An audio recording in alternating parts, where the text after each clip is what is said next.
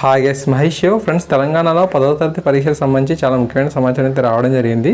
మరి లాక్డౌన్ నేపథ్యంలో ఈ యొక్క ఎగ్జామ్స్ అనేవి పోస్ట్ పోన్ అయిన విషయం తెలిసిందే. అయితే జూన్ 15వ తారీఖు నుంచి ఈ యొక్క 10వ తరగతి పరీక్ష అనేవి మనకు ప్రారంభమయ్యేందుకు అవకాశం అయితే ఉన్నట్లుగా సమాచారం.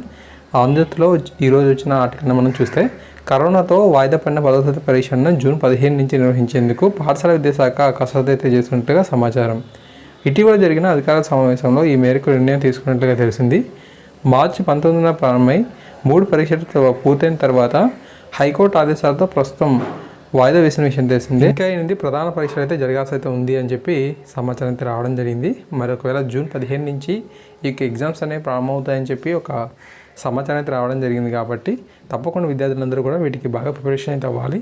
అంతేకాకుండా ఈ లాక్డౌన్ సమయాన్ని సద్వినియోగం కూడా చేసుకోవాల్సిన అవసరం అయితే ఉంది. Okay, thank you.